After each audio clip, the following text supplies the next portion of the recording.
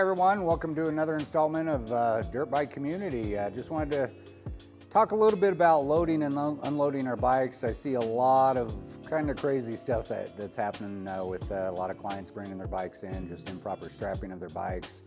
So we're just going to go over some of the do's and don'ts and some proper ways to actually get your bike loaded up properly in a safe manner, and that way you're going to have a good adventure out there too. So first of all, let's kind of talk about our ramps that we're going to load up here. So the first thing we're going to do, I've already got one of the folding ramps already strapped up, so just want to anchor that up. If you've got a tow hitch, you can just strap that back up to the tail end there.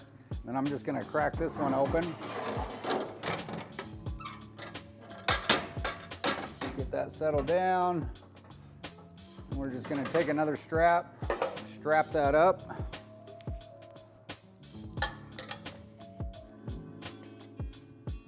Just like so, and you just want a good straight line pull, that way it's not going to get all wiggy on you when you load that up. So big thing is just make sure that you don't have any obstacles in the way, your ramps are clean and clear so you can load that up pretty happily, then you're good to go. I've already pre-staged some straps inside the bed of the truck. One other thing I do want to point out that sometimes helps, especially if you're loading your bike up solo and have it in there by itself. Best way to kind of keep it from jiggling and joggling around is throwing it at an angle. So what I typically do is on the inside fork leg, we're going to take a soft tie strap.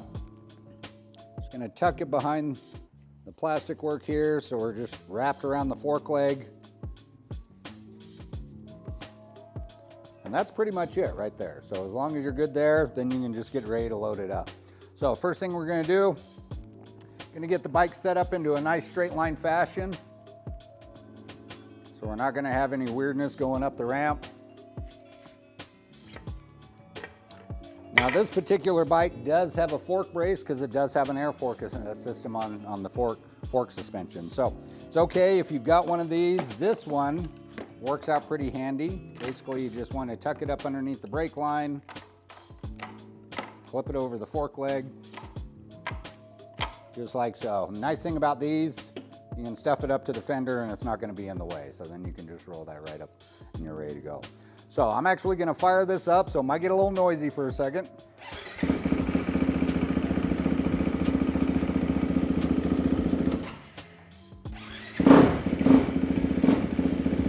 And it's okay to take a couple test runs just to make sure you're in a nice straight line. So take it easy, a little up the hill. Just like so. You don't have to take a massive run at it, just so long as you've got some steady speed, steady momentum. So we're going to load this up.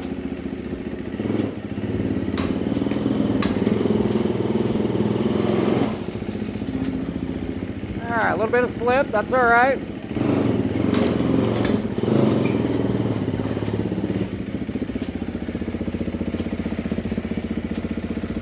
Then once you're loaded in, if you're running solo on a bike, you can run it at an angle like this. Then I usually take the tail end and smack it over towards the side right there. If you're loading two bikes up in a bed, pretty easy. Basically what you want to do, we'll get that fork brace set up a little better.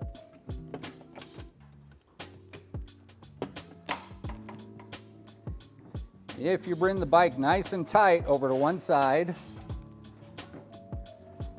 and basically you're going to meet both front tires right in the center of the bed. So you can bring this right over, kind of lean it up to that point, and it'll pretty much stay right there. So as long as it's kind of just a little bit of kilt that way, it'll stay balanced. And if you're really nervous about it, one of those stage straps, you can just wrap around here, hook it down, give it a little light tension, that way it's not going to bump on you, okay? All right, so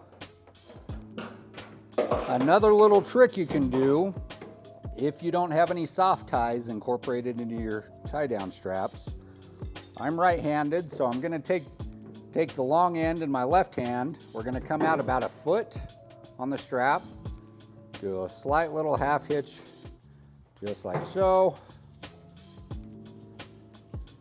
Where you got a loop right there. Then all you're gonna do is take that loop, hook your hook, and then you've got a built-in soft tie right there. It's not going to mar anything up, and you're pretty much set right there. So I'm just going to bring this back over like we're rolling it solo.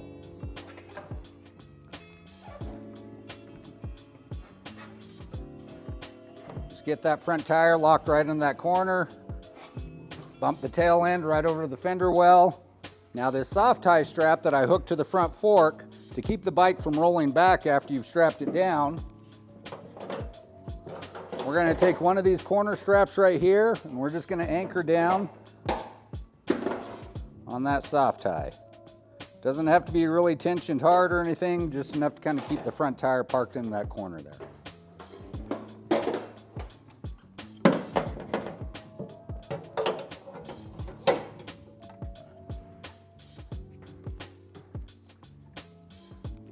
This one, I'm actually just going to use the rubber end on the hook since these straps are a little shorter. So if you've got good rubberized hooks, you're totally fine. I replace mine after a couple years because they will start marring up here and start showing some metal through there. So if you don't want any scratches or anything, you can replace those. I'm just going to sneak over on this side.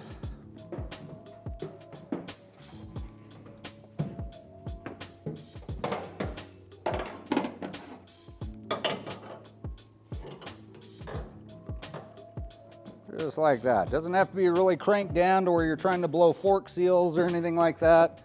Just a good, firm, snug fit. Just like so. And if you're really kind of super OCD, if the bike's leaning any sort of way, I usually just kind of give it a little tighten down just to make sure everything's straight. And I'll just snug that front one down to where that fork brace is connected on the front tire, and it's not going to over compress.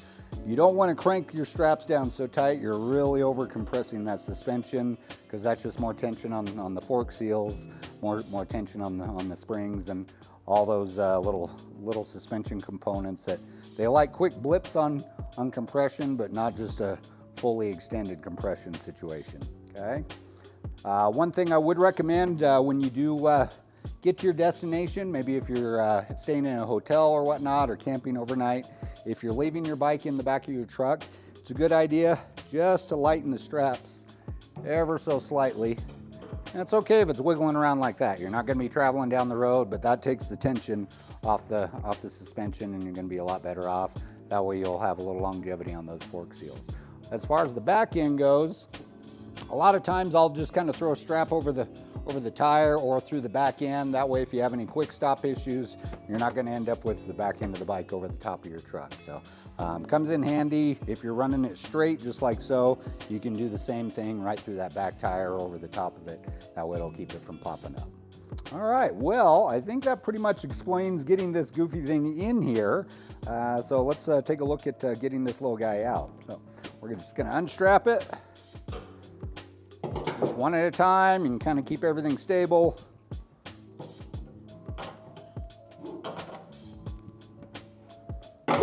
Now, since we're not going to be needing the fork brace right now, I'm just going to pull it out of the way because we won't use it for a minute.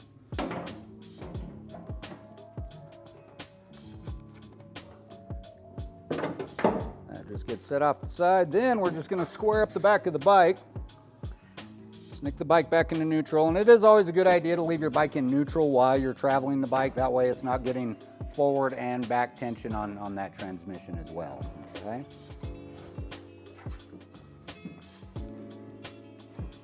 So we're just going to line up the back tire, and if you've got friends, that's okay. That definitely helps out.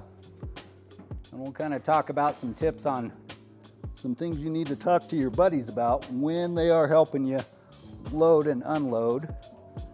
Just get that squared up a little bit.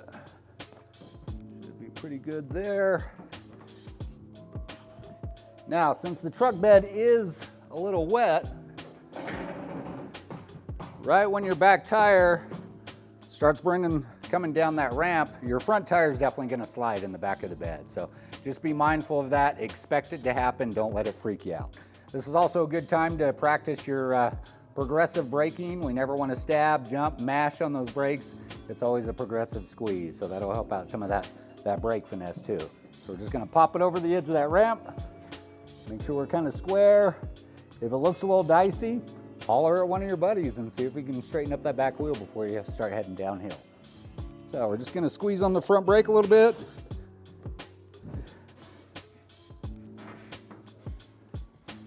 We're just gonna line it up just a little bit more. There we go. And I'll probably slide on the front tire a little bit just because the bed's wet a little bit. A little nice squeeze on that front brake, nothing too grabby.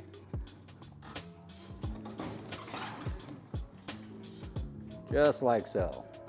All right. Now, some do's and don'ts that we definitely want to be mindful of. I'm just going to set this right here for a second.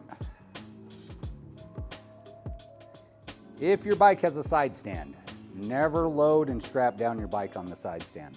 The reason why is your bike depends on that suspension. It moves up and down. If you lock everything down on that side stand, that first bump you hit in the road in the back of your truck, it can actually damage the side stand, maybe break the pivot bolt, or it can actually damage the frame depending on some of the construction on that. So never want to strap a bike down on the side stand. That goes for street bikes, dirt bikes, every motorcycle out there. So once you can get it up and just centered and nice and even up on your straps, you're pretty much good to go from there, okay?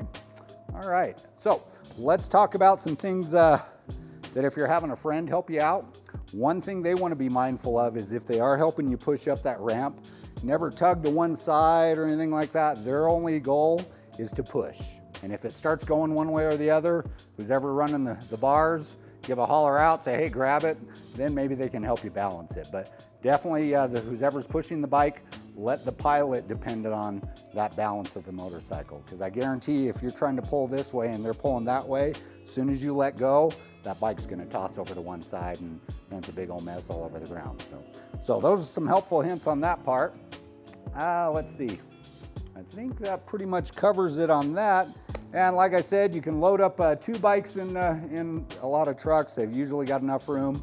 It's okay for the back tire to be sitting on the tailgate. There's not enough weight on that bike to where it's really going to affect anything. So if it's hanging out a little bit over the tailgate, nothing wrong with that at all. Okay? All right, gang. Well, I think that about covers it for loading and unloading motorcycles. I hope that helps out a bit. Hope that kind of takes some of the stress out. And also keep in mind when you are loading your bike, have a committed view. Have an idea on where you're going to put the bike and that you are going to have a positive result out of it. Whenever we think failure, it always ends up in a bad situation. So hopefully that helps your endeavors out, and have a great evening, gang. Thanks.